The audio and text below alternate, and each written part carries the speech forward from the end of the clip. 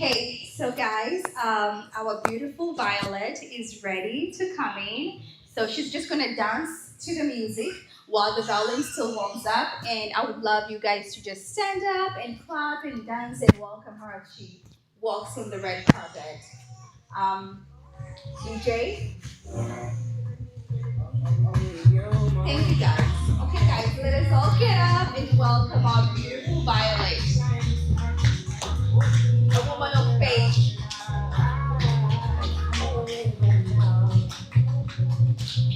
Oh, come on, Violet. Dance your way. Don't walk, dance. Yes, there you go. Come on, sister.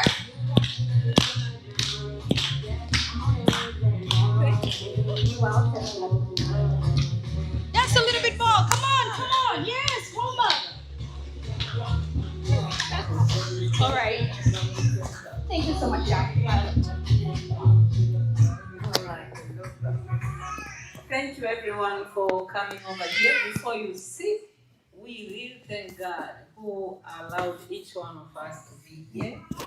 And I'm so honored to see all beautiful faces. It's wonderful for you to be here. It takes a community to make things happen. And I'm a believer, I cannot hide. And before I say anything like what we are doing it here, I would like to welcome my sister Anne, to have a word of prayer before we start this. Yep, because this sister, she will have something to say. But let me tell you one thing. 6 years ago, during COVID, I was here in Washington. I was new. COVID hit. You have to stay home. No groceries. I came along. Then my husband came with my kids. My ex came with the kids. And there was no groceries. Guess what? God sent an angel in form of a human being and his sister Anne, who gave us essential things to use in our homes, trash bin, everything, food. My kids, they call her aunt of hot dogs. So I want her to pray before officially opening this session. Let us pray.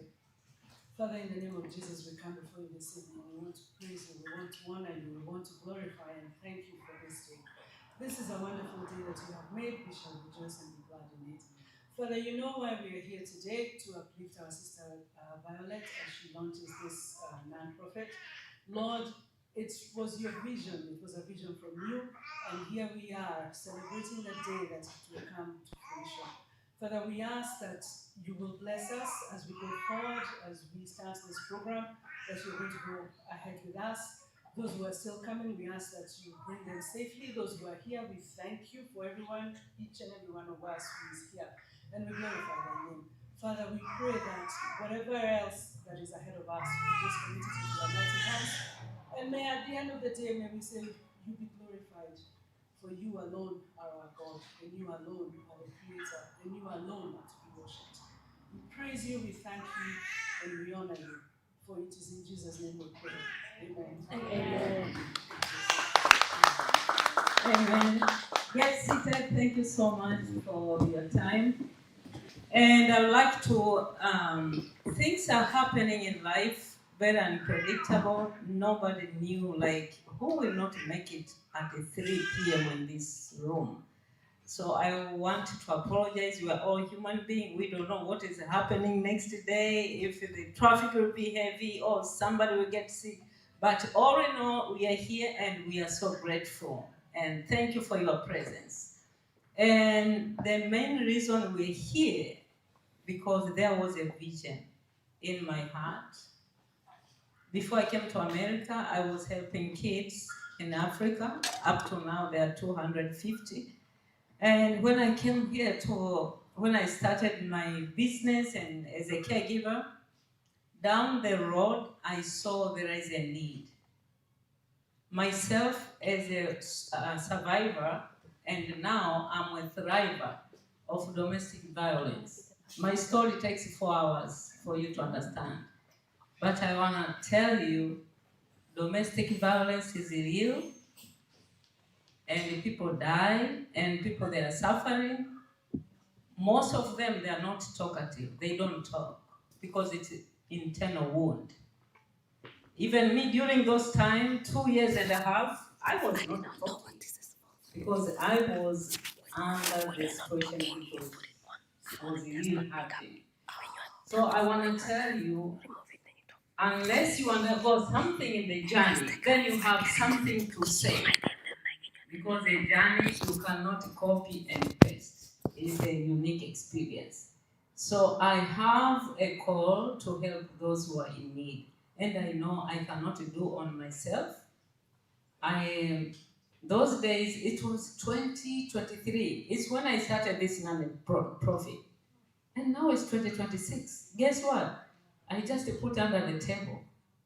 I was reporting no business for 3 years. But down the road, I met a beautiful sister. Her name is Alice. You're going to see her. She launched her non-profit, Blossom Beyond Abuse. Then I said, wow, why don't I do it? So we are here in this world to encourage each other. To encourage each other. Like somebody who is doing the best, who is doing something, you never know. By you saying yes to a call, you wake up another person, whether it's a woman or a man. So for me, my sister to launch a non-profit, and I was one of the speakers. I said, oh, so these things are doable. Eh? Jackie, can we do it? Oh, can we do it? Oh, yeah, let's put flyers and everything. David, can we do it? Oh, yes, we can do. Anna, can we do it? Yes. Can we do it? So for everybody who said yes in this room, it's God's plan for these things to be launched and other people to know so they can be donating. We can help more people. And not only domestic violence. I own a home care agency taking care of seniors. And during those periods, when I'm doing that, I found out there are some elders, seniors, who they need help. And they cannot help themselves. As you know, we are all different. You know, our income and everything, even our retirement, everybody's different.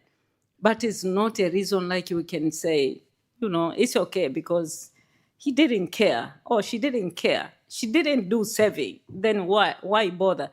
I cannot allow that things to happen on my watch because my heart is so big to help others. And I just say yes to a call. We can just join our resources together and make it happen. The more you give, the more you are blessed. We are all created not to be reservoir, like you cannot give. There is no life of not giving. But the more you give, you become a river and you are nourished yourself. And non-profit, as you all know, is not a one-person business. No. So I have members here. I have a treasurer and a member of. So we are 3, treasurer and secretary. So I'll call Renelle, who is a treasurer. And we want to launch today, so it become public. Everybody know. So Renelle Addington, welcome here. Yeah, John Nyamete, welcome. So we are 3. This is a. Thank you so much. So I'm not alone. This is my team. We are just starting, and we are opening a door for volunteering. Even those who say yes to give a speech, to do something today. Dr. Dorothea is there, Dr. Ann, Alice, David is here, and everybody is here. You are watching a birth of Flying Angels of Hope. And why flying? I'm a product of Hope Link in Bellevue Bellevue and Redmond. Hope Link. For me, I decided, okay, I can have a non-profit which says Flying Angels of Hope, because it's not about Washington. With the time, we'll go global. So that's a vision. and say, I'm so thankful. Please say something before you go. Hi guys, thank you so much for coming today. We really appreciate you being here. And I just wanted to say, if you guys want to volunteer or be involved more than you are today, we would really appreciate your help. And we could always use more people to help the elderly who are alone. And we're just wanting to expand the help that we're giving to some of our elderly clients and people who, don't have the money to be able to afford it, people who just need companionship. So you guys would be of assistance to us like that. And yeah, we'll reach out with more information on it. So thank you so much for coming and being here today. Okay. Okay, John, welcome. Hi, everybody. I'm happy that we are here today.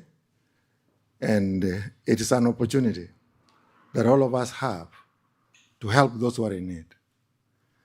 Once in a while, when you are able, help where you can.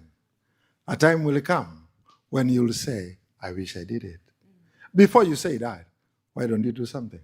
So, ladies and gentlemen, welcome. Let's work together. Thank you so much. Yeah, thank you.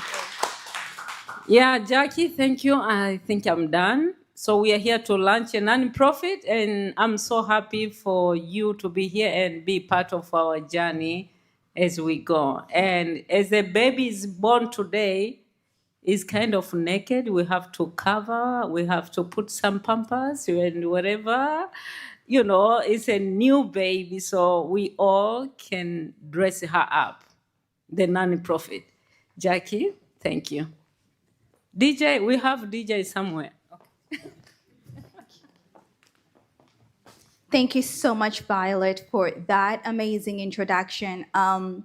So we've been sitting with John here all along. We did not know that he is somebody knows somebody. So if there's one thing I'm taking away from today is do not despise who's ever sitting next to you. You could be sitting next to the millionaire or zillionaire or your destiny helper who needs to get that project going. So as you sit, make sure you know what the person sitting next to you does, or get their number, or get acquainted, because you just never know.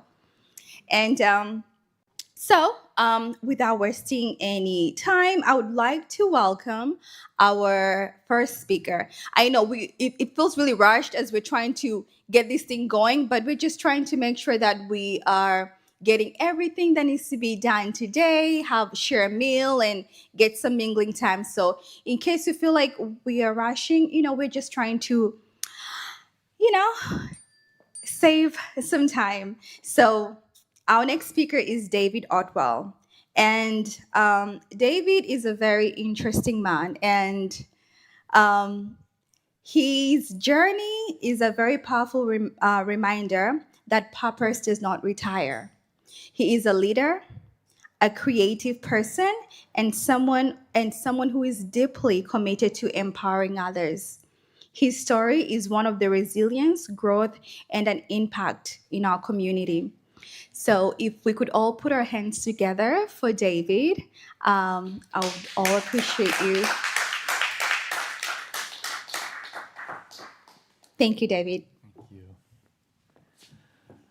Okay, who was that guy she just described? It doesn't always feel like it's me.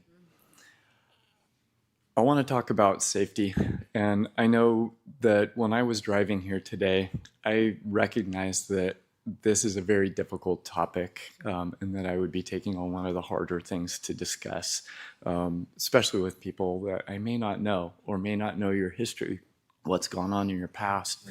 I am a chief instructor, a martial arts instructor, and so I'm accustomed to dealing with safety at the point of contact. But I want to back up from that and just ask the general question to think about, when was the last time you truly felt safe in any context? Whether you're walking down the street, you're in a relationship that's not working, and we're talking beyond the physical safety, talking about safety, emotional safety, spiritual safety, psychological safety. These are all very important things for us as human beings, as people. And like I said, this is a difficult topic, and so if I tear up a little bit, please forgive me. When we think about that, and part of this whole effort, and God bless you, Violet, for what you're doing. I know as somebody who trains women in self-defense, I know so many women who have had difficult situations. And I get them when they're beyond whatever has happened, and I get them at the point of desperation and where they're physically afraid. When we think about what that is, that's domestic violence. And domestic violence comes in a lot of forms. It could be physical, it could be control, it could be very subtle in many ways. And it's very difficult to put a label on that because we go through life like I did in my life, just with a certain way of looking at myself. Who am I? What am I? How do I see myself? And do I see value in that person? And where we've had that value crushed out of us, we give in to letting go of our safety and security. And I want to just tell a little story. Even though I am not a survivor of domestic violence, nothing like that has happened to me. I told Violet a story about something that did happen to me that she felt would resonate very well in this context, because my story of terror was 3 years ago. I was told that I had less than 6 months to live.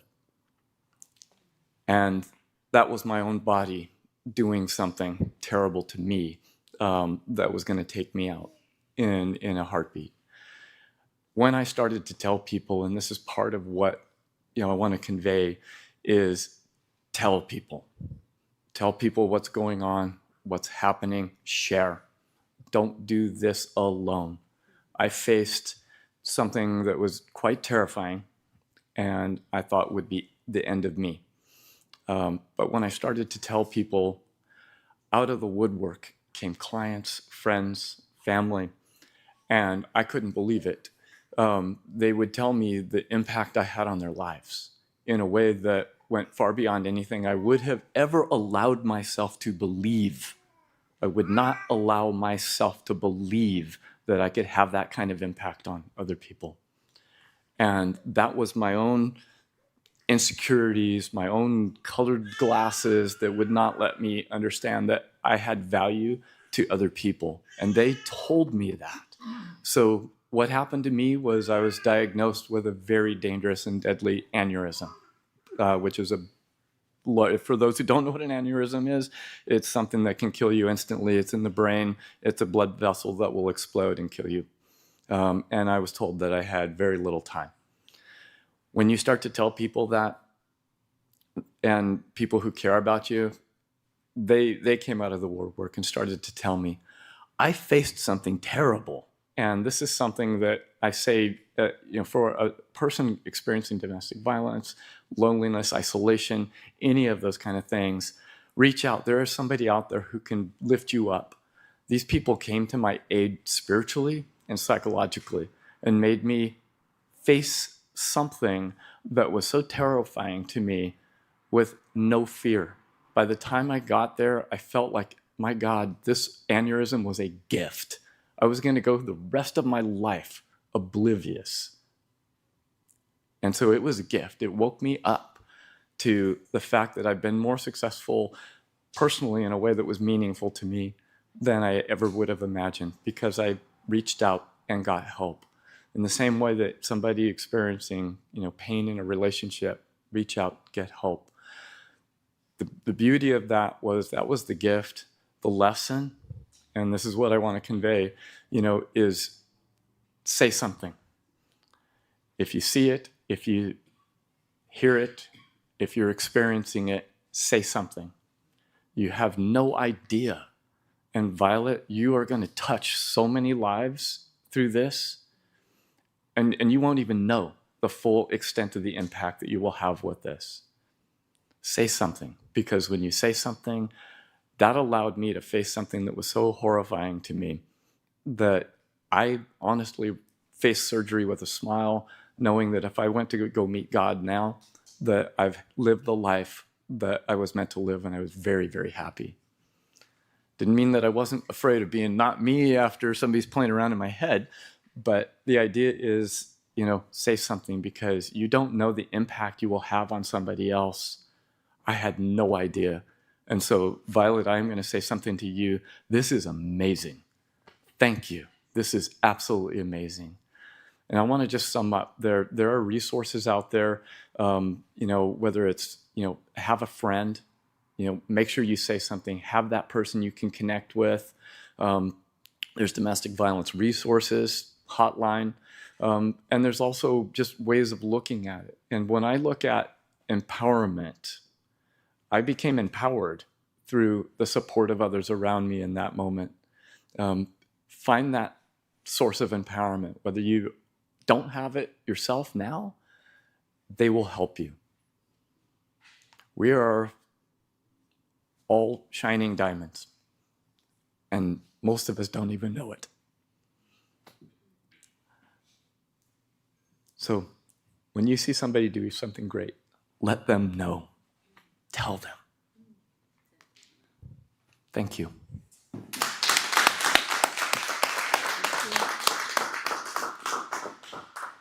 Thank you so much, David, for that amazing, heartfelt speech. Thank you for reminding us that we are not here to do life alone. Thank you for reminding us that it's okay to be vulnerable and it's okay to trust somebody. And for all of you who will be trusted with a story from a friend, from a neighbor, do something, whether it's helping, whether it's praying, or sometimes it's just carefully confiding that thing that somebody has told you. When it comes to domestic violence, I do know sometimes we fear telling people because they will tell other people who will not even help. And it turns out to be a gossip or a rumor. So today is just another day of us being reminded. Let us be sensitive to the stories we hear. Let us be sensitive and mindful too of whatever we see. And if you know a story or you hear something, instead of gossiping about it or telling somebody about it, pray about it and find a way of how you can help somebody. But above all, do tell somebody, because whoever you're telling could have experienced that, or they might have help for you. And in one way or another, it will lead you somewhere. I met David at, he's actually an instructor who teaches my sons. I have two sons, 11 and 9. And one day I was thinking, like, I need a photographer. I need somebody who can help me take pictures of my decor. And I did not know what led me to opening my mouth, but I went to pick up the boys, and the instructor came out to tell me how wonderful they are. And I don't know. I don't even know how it started, but I blurted out like, hey, I'm looking for a photographer. And he tells me I am a photographer. And we talked, and, he just became a wonderful person in addition to the family, and then got connected to Violet. But again, what I'm trying to say is speak up. Don't hold it in. We are not created to do life alone. And in case you're afraid of saying, just ask God. Tell him, please show me the people around me that I could trust. So we are going to welcome our second speaker, who is Dr. Ann Okpara. She is a woman whose life reflects faith in action, compassion in service, and excellence in everything she does. Truly, I'm not exaggerating on this. She is a healer, an educator, and a pillar in her own community. She represents what it truly means to live a purposeful life. Ladies and gentlemen, let us welcome Dr. Ann.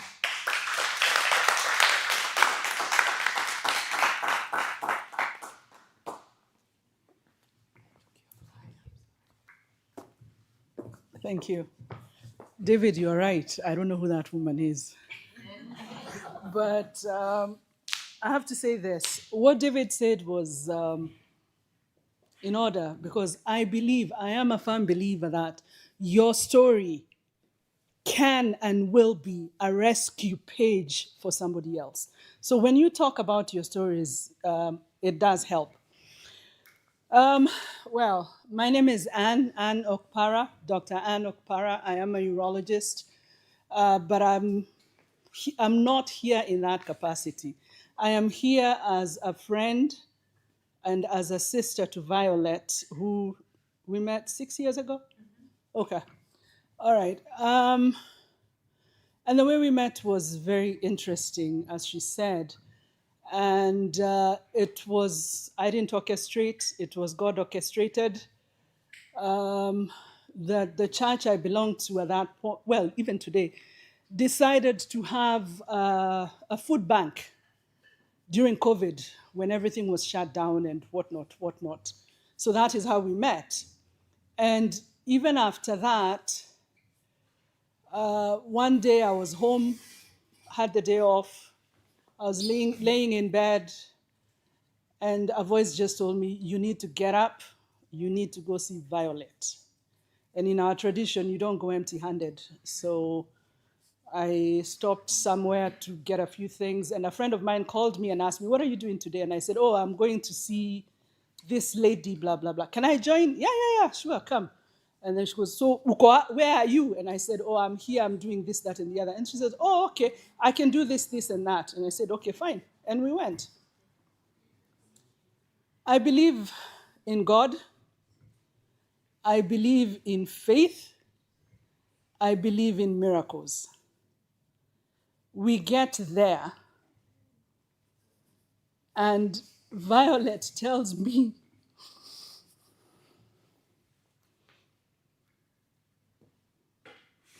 that they woke up that morning, they had nothing to eat, and they wanted to teach their children faith. And they did their Bible study, they did their devotion, and they told their children, "The Lord will provide."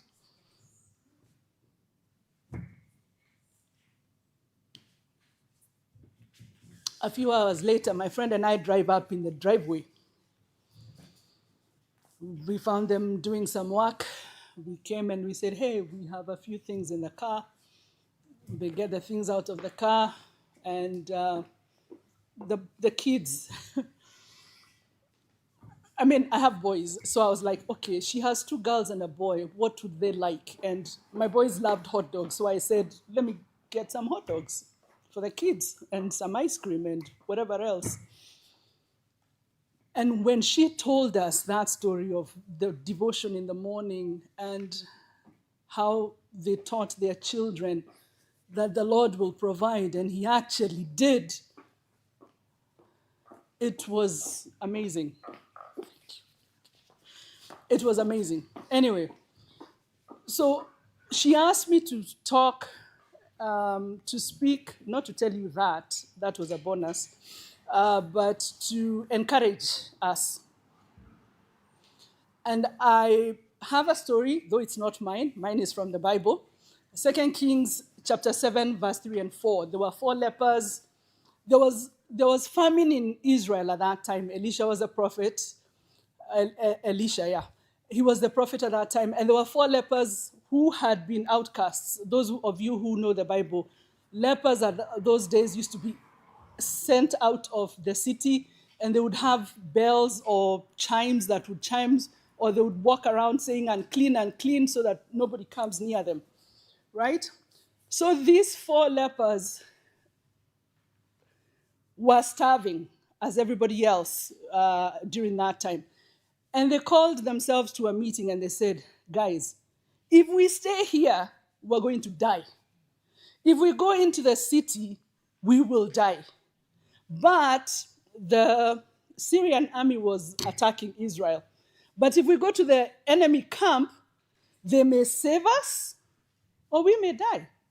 But the sure thing is they were going to die.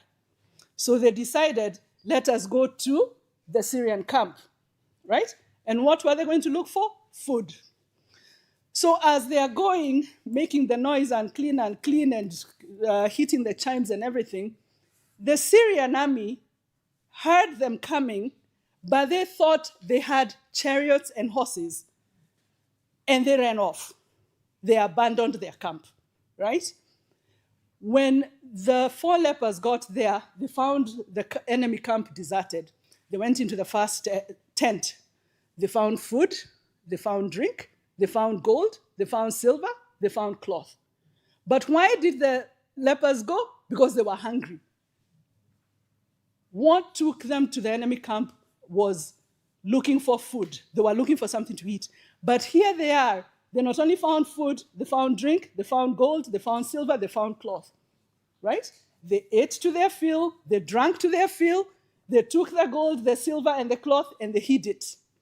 They went to the second camp, and the same thing. And then they realized, if whatever we are doing is not right, we need to let the other people know. Because remember, there was a famine in the land. So they went back to the gates of Samaria to let them know that the enemy camp is empty and it is full of food, it is full of drink, it is full of gold, silver, and cloth. And the famine was no more because that happened. I tell you that story to say this. When we came, I'm looking around and majority of us are immigrants. When we came from wherever we came from, we were coming to the land of opportunity, right? We were coming because we knew if we stayed there, we would not make it in life. We wanted something better for ourselves, for our children, for our families, right? So we came over, right? We come here and we realize we have to work hard for what we do. And we come here and we are told, oh, you have to do caregiving. All of us go do caregiving. Some who are brave enough and call themselves into a meeting and they decide, if we stay in caregiving, we will either die or not prosper or not ABCD. So they venture out. They take a risk. The lepers took a risk, right? And they found more than what they were looking for. They were looking for food. They found gold, silver, drink, cloth, right? So when you